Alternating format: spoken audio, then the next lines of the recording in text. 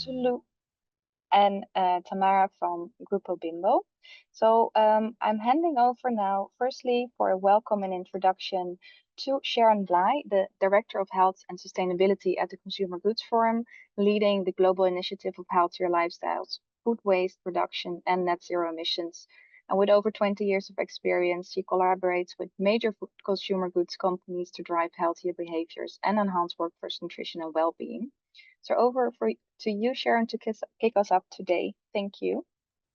Brilliant. Thank you so much, Babs. And I'm absolutely thrilled to kick off today's session along with colleagues from ATNI, GAIN and Grupo Bimbo. A very warm welcome.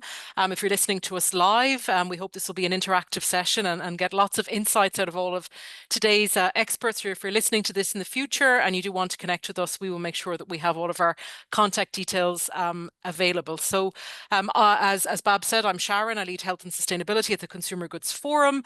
So I work with about 400 businesses across 70 countries in the fast-moving consumer goods sector, and of course, Grupo Bimbo is one of our great partners on all things health and sustainability. We truly believe in looking after our own people. There's about 10 million people that work for Consumer Goods Forum member companies, and about 90 along our supply chains. And we know that we work in the food system, the food sector, which is one of the most at-risk sectors with climate change and all of the challenges that we face on today's planet. And we also truly believe in the true business case of investing in employee health and well-being. And our coalition of action on healthier lives employs just within the coalition about 5.8 million people. And we've worked on key principles of how to really drive health and well-being across the sector. And of course, in our partnership, co-founding the Workforce Nutrition Alliance with the team at GAIN, we have evidence on how investing and better investment in people really can truly build a fantastic business case for healthy employees, healthy people, and a healthy planet. So really looking forward to today's session. And of course, any questions that you may have for any of today's experts, don't hesitate to put them in the chat or to contact us afterwards. So thank you, Babs, for hosting today's session. I'll hand it back to you. Thank you so much, Sharon.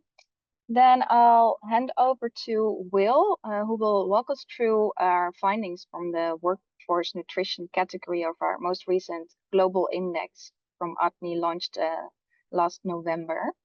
And Will has been the research lead for that project and has been with Atni for some years, focusing on corporate accountability, lobbying, and evaluating food and beverage industry impact. As research lead, he's well placed to walk us through the workforce nutrition part. Over to you, Will.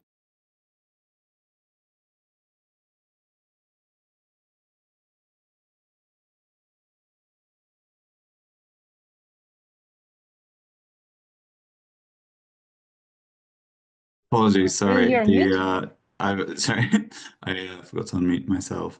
Hi everyone, thank you so much for joining today.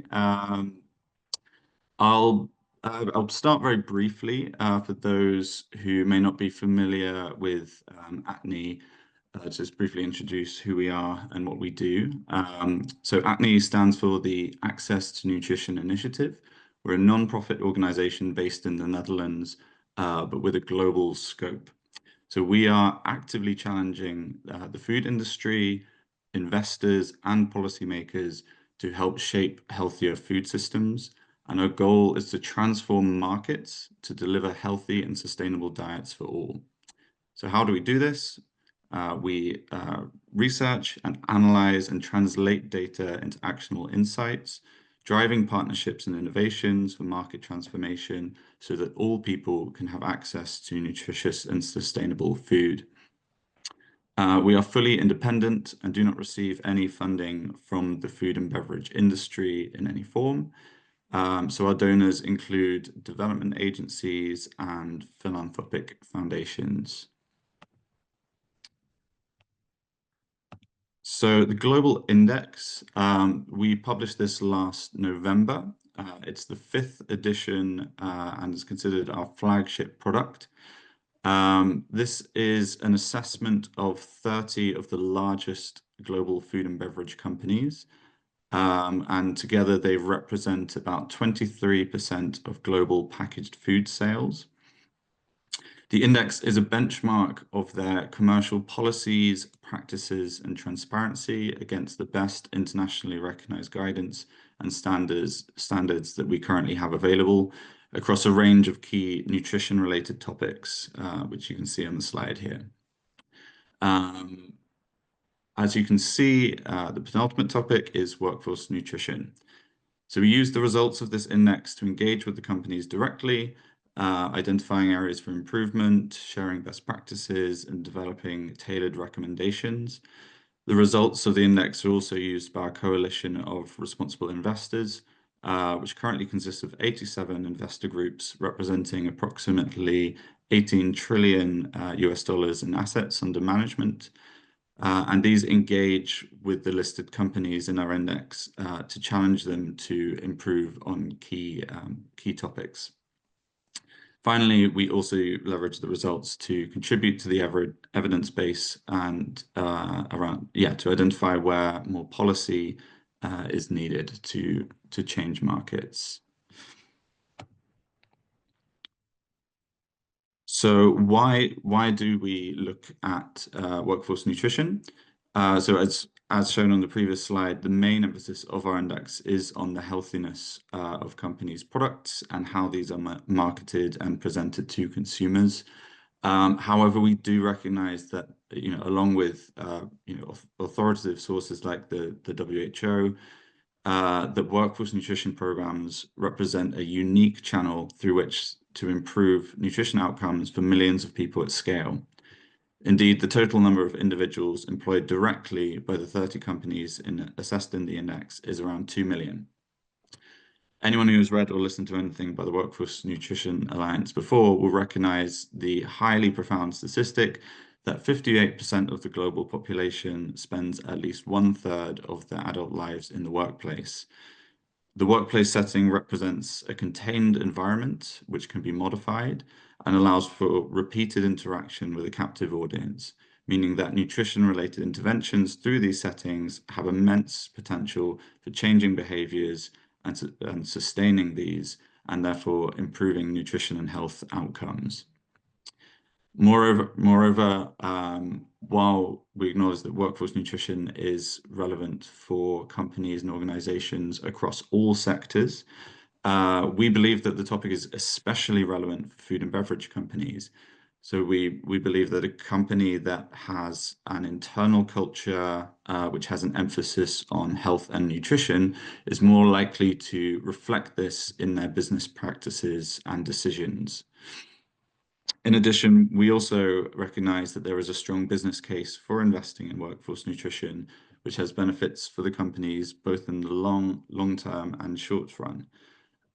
So these range from improving employee health and well-being directly, which can also translate into increased productivity and efficiency, reduced absenteeism, increasing the morale and engagement of employees, and therefore relations with the company,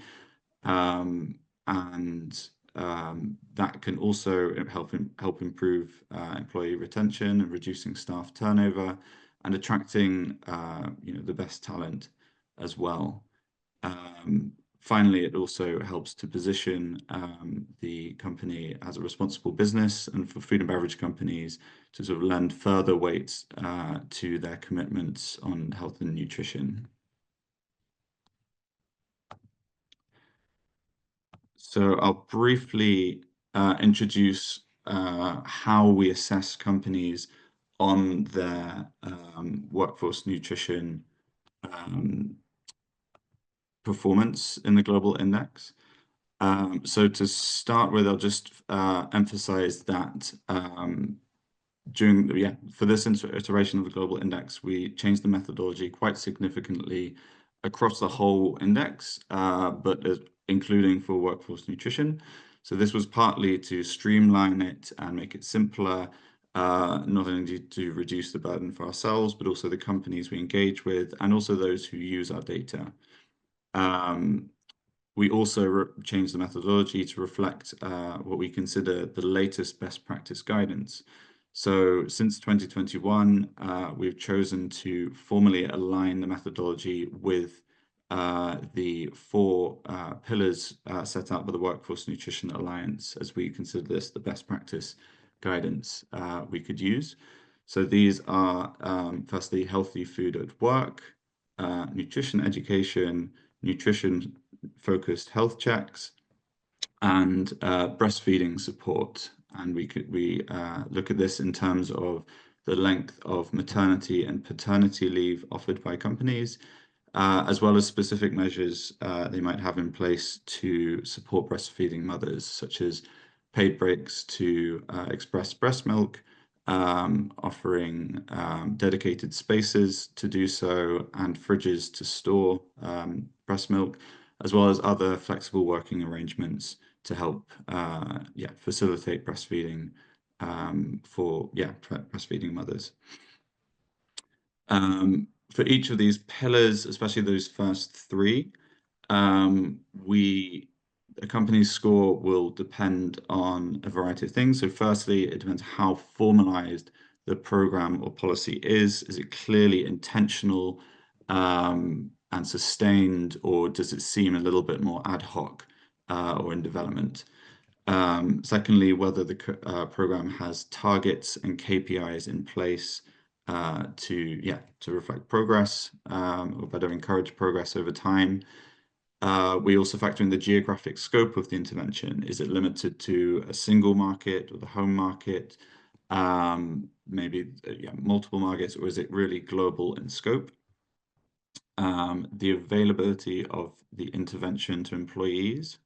So is it available to all employees, just those in offices or the headquarters, also the manufacturers as well. And finally, to what extent are these interventions disclosed on the public domain and reported on?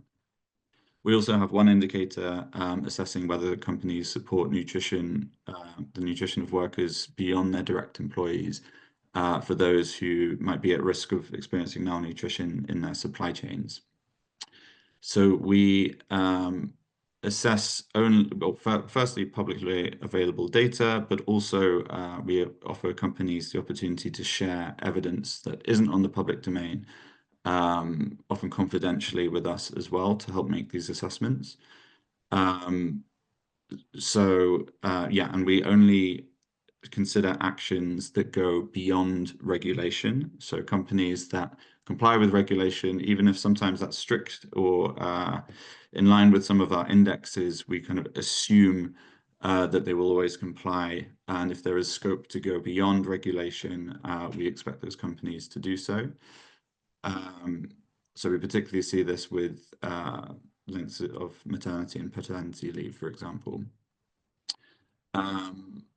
So due to all the methodology changes, though, we don't encourage people to draw sort of one-on-one scoring comparisons with the previous index, but we hope to not change it so much in the future. So on to the findings. So on the left-hand side here, you can see the rankings and the scores per company.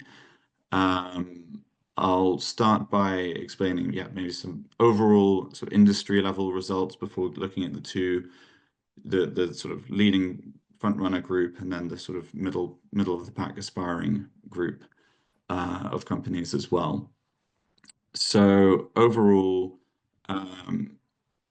especially on those first three pillars, we found that 24 companies, which is 80%, offer some form of healthy food at work, nutrition education, or nutrition-focused health checks in at least one market.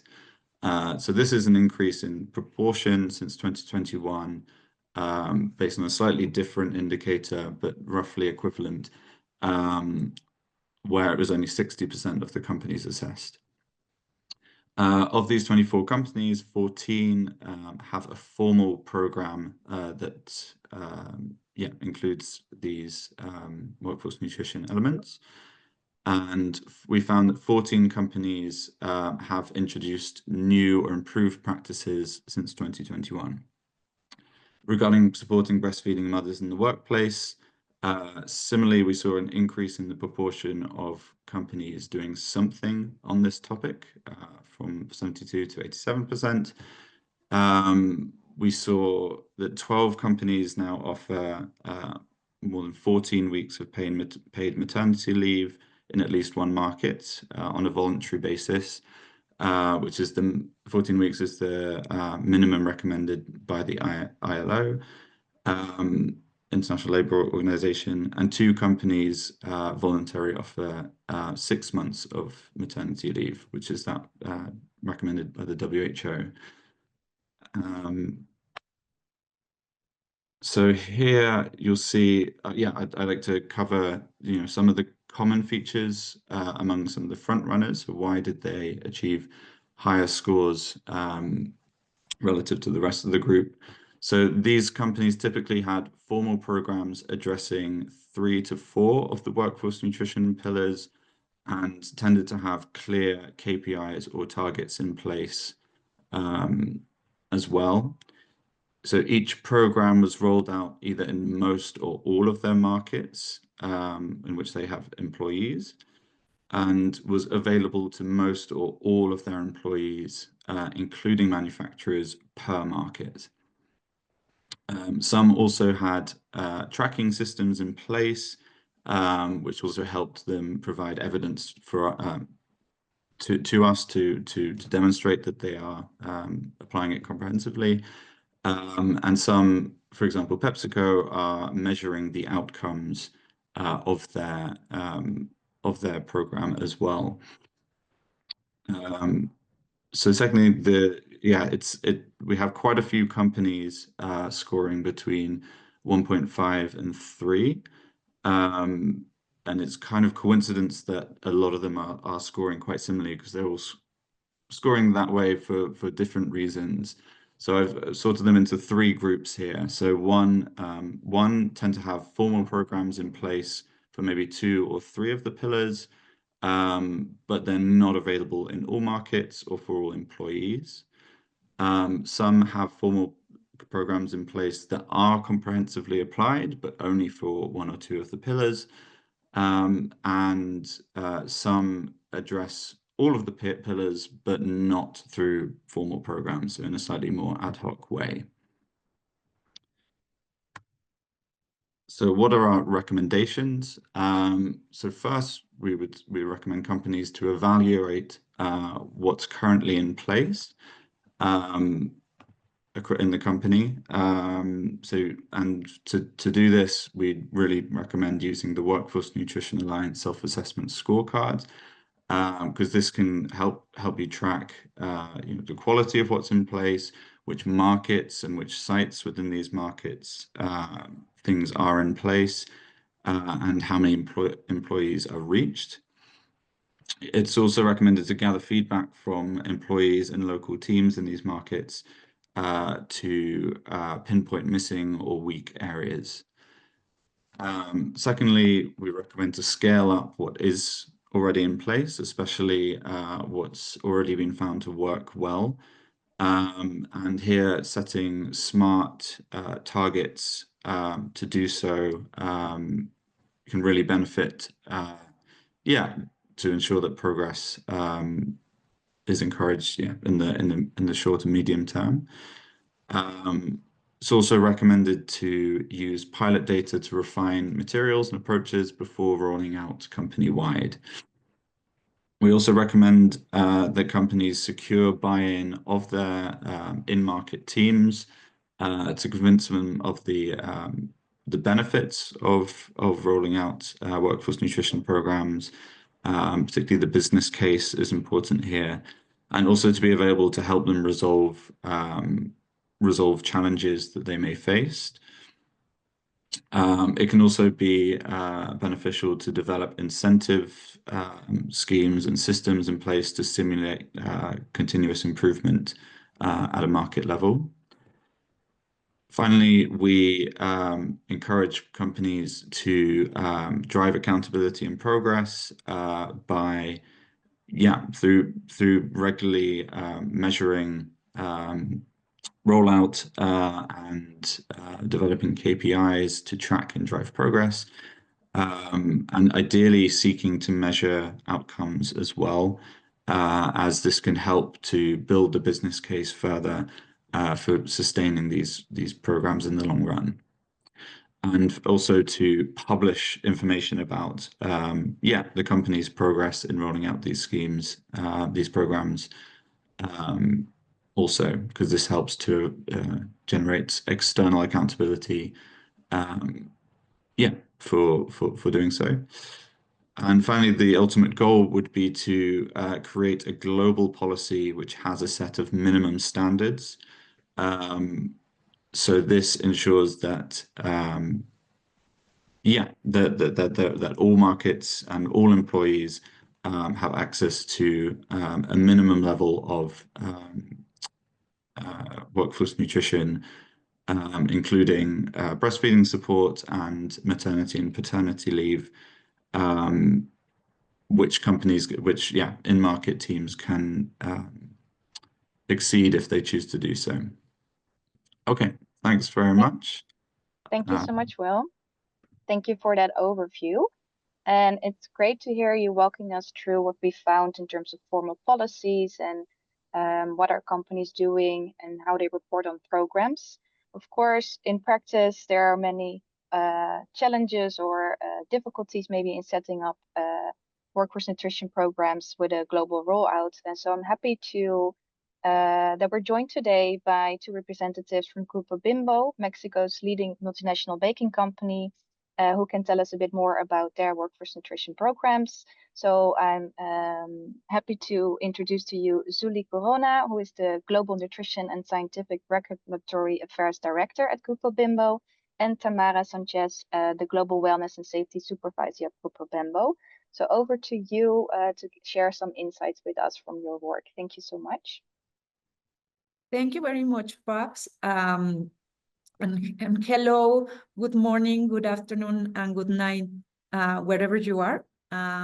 Once again, thank you very much for inviting us to share with the audience what we are doing at Grupo Bimbo to improve the wellness of our associates. I'm going to share my screen.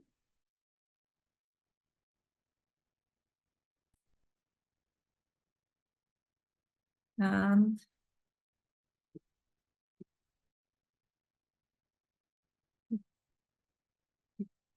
sorry. Well, so I want to start saying that we are Grupo Bimbo. We are the largest bakery company in the world, and we are a proudly Mexican company with more than 100 brands in our portfolio. And we have a very unique work culture that involves more than 149,000 associates in 34 countries. And when we implement any action to improve the well-being of our people, we have a very huge impact, not only in these 149,000 associates in all of these countries, but also in their closest family circle. So this is very important because our actions are not only focused on our associates, but have a deeper impact in what is involving them. And this unique work culture is our source of inspiration. We are a highly productive and a deeply human company where our people are the center of everything that we do. This means that we are not considered as a work tools, but as a human beings with dreams and with an enormous potential for both personal and professional growth. So this is the foundation of all our actions that we established to improve the well-being of our associates. And when we talk about the key ingredients for success, as I mentioned, the most important are our values, our philosophy, and this work culture that we have. And all of these philosophies deploy in strategies to make actionable this philosophy into the wellness of our people. So we have the global sustainability strategy that is called Nourishing a Better World. As you can see, it has a sandwich shape. And one of the ingredients that we have here is caring for our people. And within this strategy, we have also the global wellness strategy. And Tamara is going to talk more in detail about this strategy. Thank you, Tamara. Thank you, Sully. Well, as Sully mentioned, our core belief is we value the person, meaning that our safety, meaning that that our associates' integrity, physical integrity and health comes first. And this is the foundation of our well-being strategy. And well, we have this is in our well-being, in our global well-being policy and our well-being model, that there is a structure in 5 pillars: physical activity, life balance, work-life health, and healthy diet.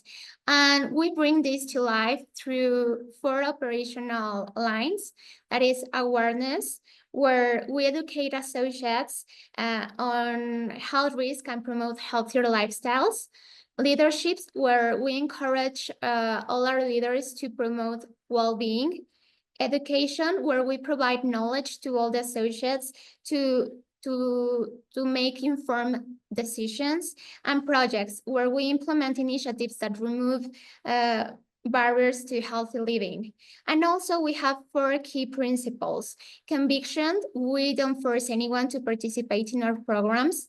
We have flexibility, confidentiality, and collaboration to ensure that well-being is a shared responsibility across all levels of organization.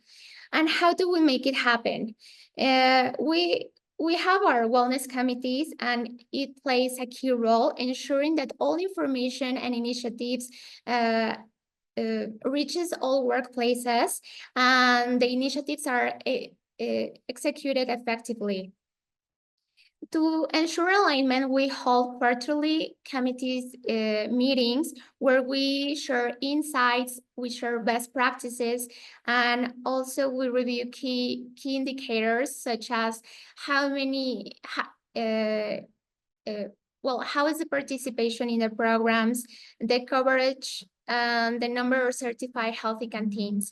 And this brings me to a key initiatives, that is the Healthy Canteen Program.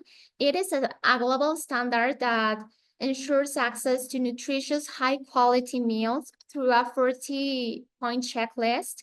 It evaluates the inclusion of fruits and vegetables, the healthy cooking methods, and reduced fats.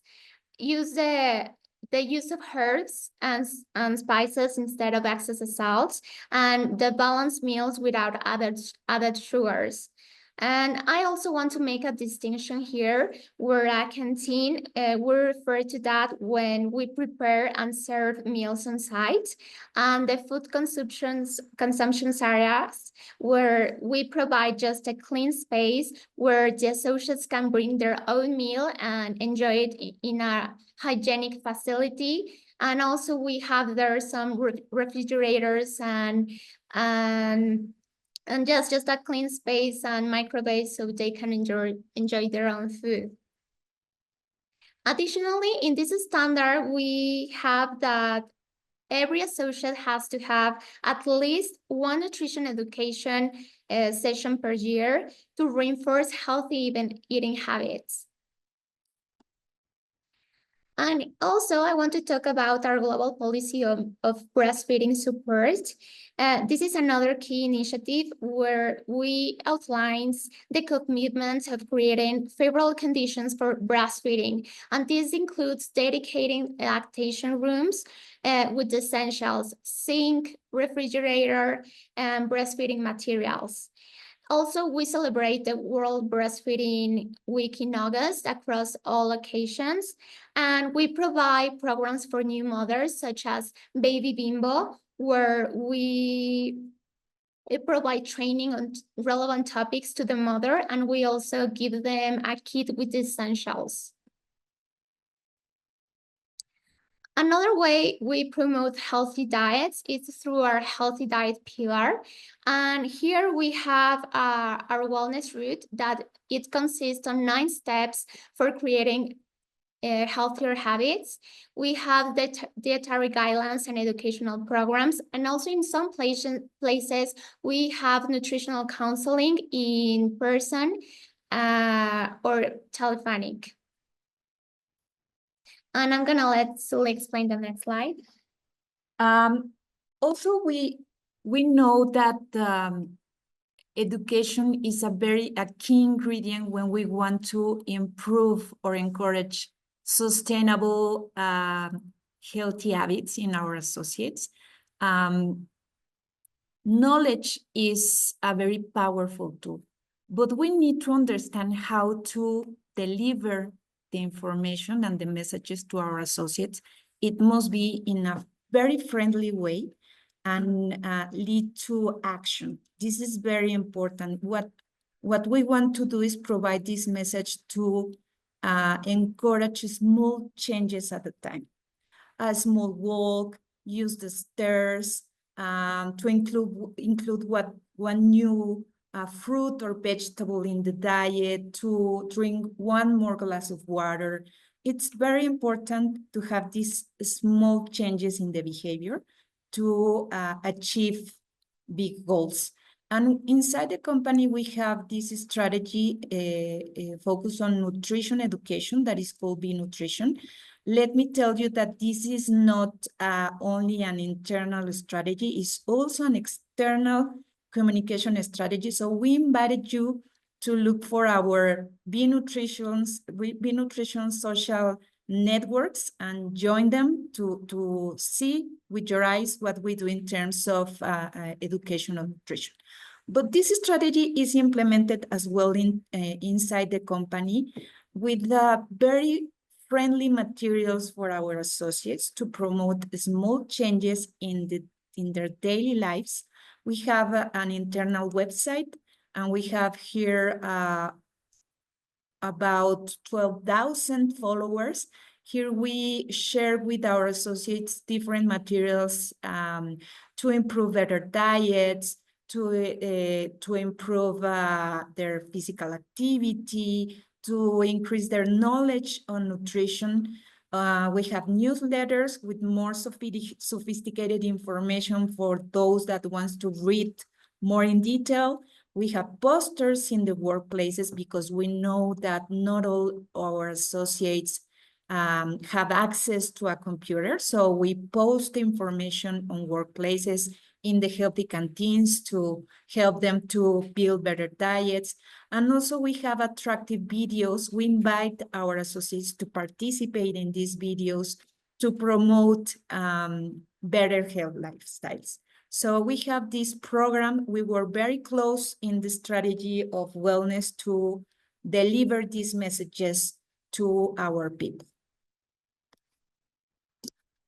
Lastly, I want to talk about our program Plus 40 that offers annual medical checkup to associates above, age 40 and above, and it includes tests like glucose, lipid profiles, vitamin D, uric acid, among others, and this helps us detect and prevent health risk early.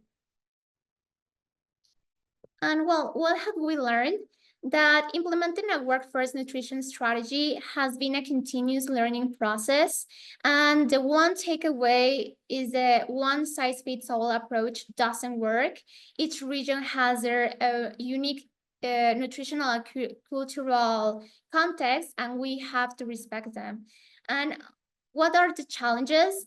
First, we have to ensure accessibility, adapting programs to different locations with varying food service infrastructures. And second, driving cultural change. Providing information isn't enough. We have to create an environment where healthy choices are the easiest ones. And well, Leslie, what I mentioned about education, it's very important to provide the right tools to our associates to understand how they can change their lifestyles and to achieve a best nutrition. We deeply believe that that our associate that is happy and that is in this environment to grow and to develop all their potential is also going to be a associate that is going to be more productive. So we were very close with our people to be sure that they have the right tools to grow and to develop all their potential. And this is what we have. We really want to thank again to GAIN, to Access to Nutrition Initiative, to the Consumers Good Forum.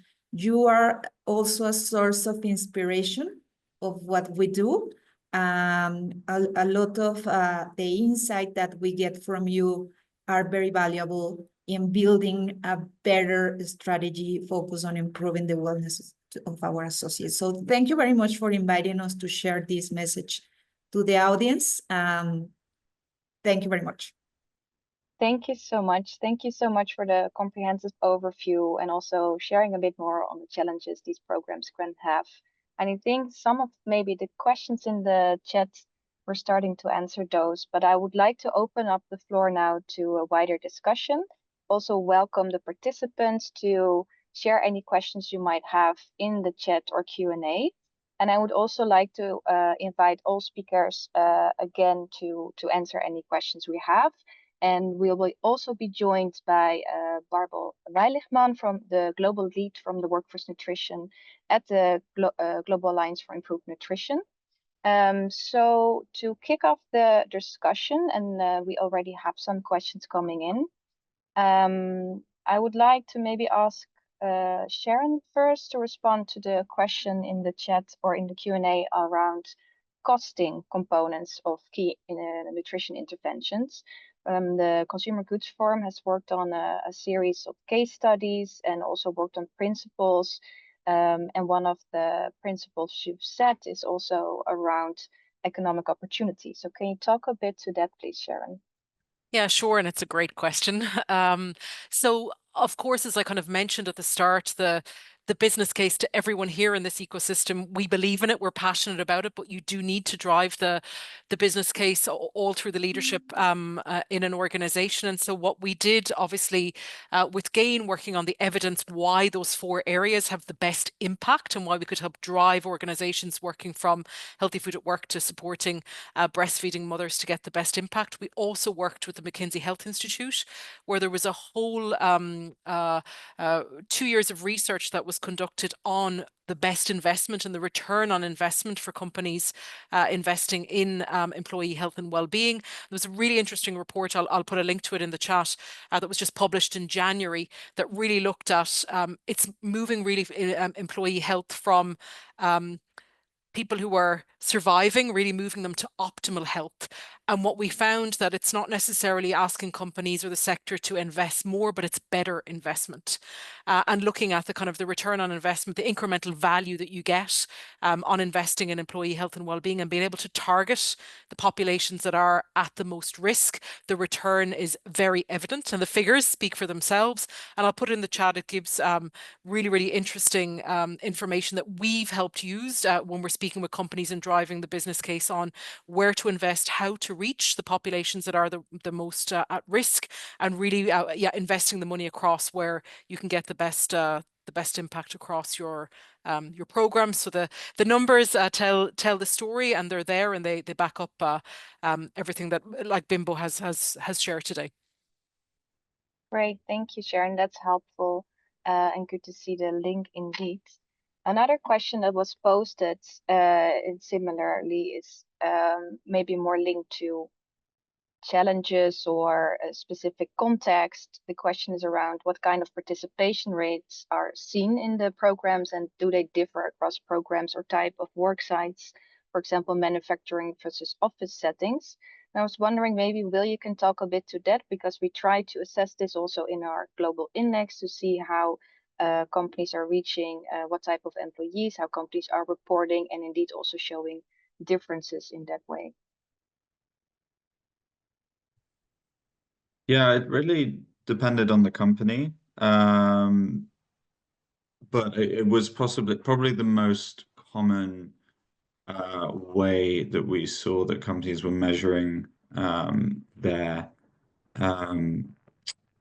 the rollout of their workplace nutrition programs was how many people are using it, and how many people was it available to. But yeah, I mean, sometimes it was sort of 80 or 90%. Sometimes it was quite a lot lower, but yeah, it really depended on the company. Thank you, Will. And I don't know if Sharon or Barbara, you have anything to add, or Grupo Bimbo, because I also saw in the case studies that are published that there are specific challenges which could depend on cultural realities or differences between various business sites. So we usually see it tailored to the setting. Anyone wants to add to that? Yes, for sure, we have a lot of challenges. I think, as we mentioned, we cannot have just one way to approach everything. We need to think in the differences that we have in the different countries. There are cultural differences. We are present in 34 countries. So this is a very big challenge, because what can work in one place, it's not going to work in another. So we have this global strategy, but we need to deploy it very different in different countries. So this is, I think, one of the biggest challenges that we have, to have this specific deploy in the different countries.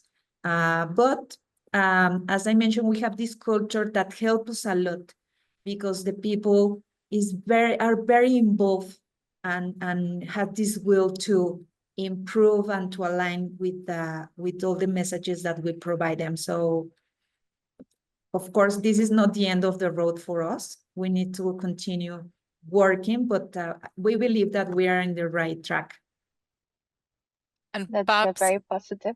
I've just put in the Yes. chat, building on what Zuli shared from Bimbo. There's a case study from Bimbo on the website, but there are other case studies as well. And we have had share sessions, or like today's session, sharing between companies how you go from head office to sites to frontline workers, and how you really engage the populations that are hard to reach in the food system. So there's a lot of sharing and learnings that you can find if click on the link. And of course, if you're not live, we can share it with you after, just what companies are doing and how people start from a number of sites and then try to roll and implement that out across their different markets. So there's a lot of sharing on the different case studies. Great, Yeah, that's very helpful. And maybe if I can just add, we offer a masterclass, and in our masterclass we have a lot of sharing with different locations and different settings, and which is very beneficial. Thank you, Barbara. That's very helpful indeed. And in the chat, we actually got another few questions for Grupo Bimbo. The question is also if the production rates have enhanced with maybe workforce nutrition efforts, or if you have measured your business impact of your program. So what has been the effects? Can you share anything with the audience?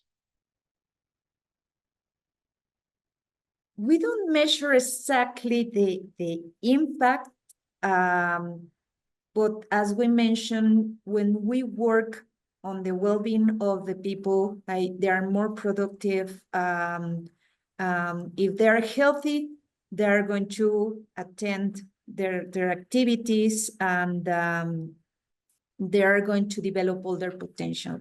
Of course, we are working on ways of measuring how this well-being is impacting in everyday actions. But what we really believe is that when we focus the person and on the improvement of their lifestyles, they're going to be more productive. Thank you. Yeah, I think also showing from the materials that are out there from the Workforce Nutrition Alliance, showing the different guidance documents on way to measure impact and how to use, for example, health assessments to measure programs can be very relevant to look into further. I don't know, Will, if you have specific examples in mind of companies showing or reporting on the effectiveness of their programs, because that could be another challenge, seeing what is actually being done or how to report on that for accountability.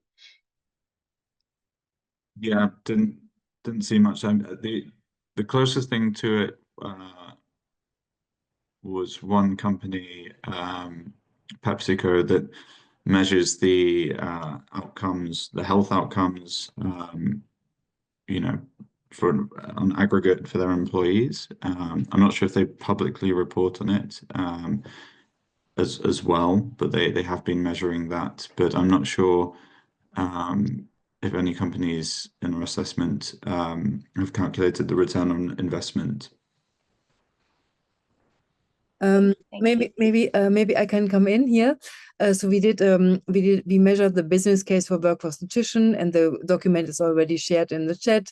And we really could show that there's a business case for breastfeeding support 1 to 3, and for broader well-being and workforce nutrition programs 1 to 6. And if you look at company ratings or company investigations. So Unilever has a program, it's called Lamplighter. They have an investment business case from $2.36. And Johnson & Johnson, they also published it. They have a return on investment from 1 to 6. So they are in a broader setting, of course, but there are figures out there. Thank you, Barbel. Maybe would be good to understand, of course, we've been talking about this sector specifically, food and business, but what are the ambitions of the Workforce Nutrition Alliance to also think about various sectors or the support you can offer? Can you talk a bit to that, Barbel? Yes, I would love to. So our ambition, we so far we reached 6 million employees, which is really substantial, and but of course more to come. and so we have a strategy of 3 elements. So one is we work together as a co-founder with a Consumer Goods Forum, and addressing companies in the food and retail sector. This is one strategy. We are, as Sharon said, there are 10 million employees to be benefit from the program. The second is like what Will said, so a global policy with a minimum standard.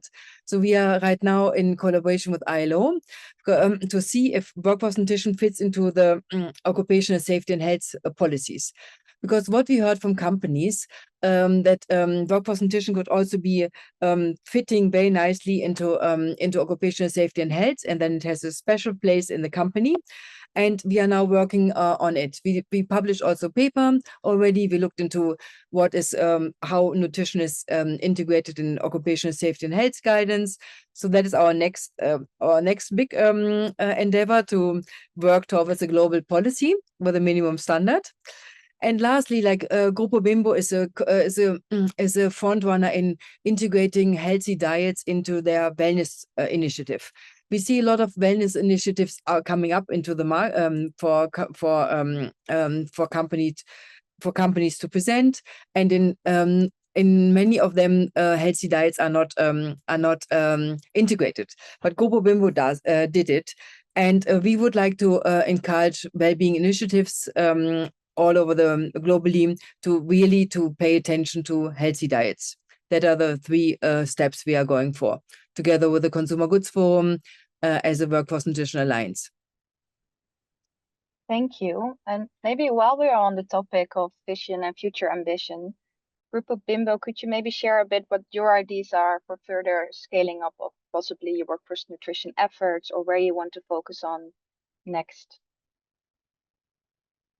Yes, actually, our program, our Healthy Canteens, was implemented only in Mexico, and since last year we make it global. So now we ensure that this standard is implemented in all the workplaces that has a canteen where they serve food, and we are in progress. Not all our canteens have these are certified as healthy. I hope this year we get at least 90% of our canteens with the certification. And when this program is implemented globally as we want, then we will start thinking in maybe other ways where we can make more improvements and help our associates have a healthy diet and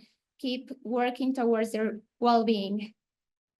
And in terms of education, this program that we have globally, the Be Nutrition program, as we mentioned, we have this global approach, and we are in this process to have deployment into the particularities of the countries. We already have this program in place in Latin America. The last year, and we started the last year with North America. And at the beginning of this year, we started to work with the organizations in EMEA, in Europe, and in Asia, Asia, and Africa, to deploy the strategy in something more local. But the strategy at this moment is global, but as we mentioned, we need to have these specifics for the countries. Great, thank you for sharing. I see there is an attendee that has their hand raised. I would like to open it up to Heathy. Could you share your question with us? You're muted. I'm not sure if this is working. Yeah, are you hearing? Yeah, are you hearing me? Hello. Yeah. Yes, we can hear you. What is your Hello? question, please? Hello? Okay, thank you. Okay. Are you hearing? Thank you very much. Okay, thank you. Hello. Okay, thank you very much for the presentation and the discussions. Yeah, my answer is, in our case, some of the companies are provided the lunch meal in the workplace, and some of them are not provided the meal, but they allocate some budgets and they directly pay in cash. The workers add their own and purchase some foods from outsourced canteens and the compound of the industry. In this case, is it possible to implement this workforce nutrition education program, because awareness creation and developing the knowledge of the workers, even when in the workplace or in their home, is important, because they fulfill their daily food requirements, some of the lunch and maybe in the breakfast at the workplace, and their dinner and snacks are in their home. So is it possible to implement the workforce nutrition education program in this case? Thank you very much. Thank you very much. Yeah, I saw the question also raised in the chat on when there is no canteen available, for example, or if there are different strategies to reach employees on healthy foods. I saw Sharon, you shared already some guidelines on what could be possible ways to reach employees differently. Yeah. Can you talk a bit to that, please? Yeah, this was when we saw, looking at the 4 programs that we implement in the Alliance, a lot of activity on healthy food at work, a lot of activity on canteens. And then we did get challenged as this developed on in particular for those workers where there's not a canteen. We work with a lot of retailers where they have a tiny locker room, or like was mentioned, there's vouchers or subsidies on food purchase during breakdown. So we wrote that paper thinking of, it's called hybrid work, but it could be in any type of work where you don't have a company organized canteen. So there's lots of ideas and tips and in that paper. And if you don't find what you need, please do reach back out to us, because this is a challenge that we've heard from multiple companies, and we hope to continue to develop. But there's a lot of tips and ideas in that paper that I shared. Definitely. Thank you so much, Sharon. I think they're excellent guidance papers, and indeed showing also per company different challenges and opportunities where maybe there are some examples that could help you think about programs. Just because of time interest, there's one final question in the chat which refers to how maybe beyond the direct employees, also workers in the fuller supply chain are reached.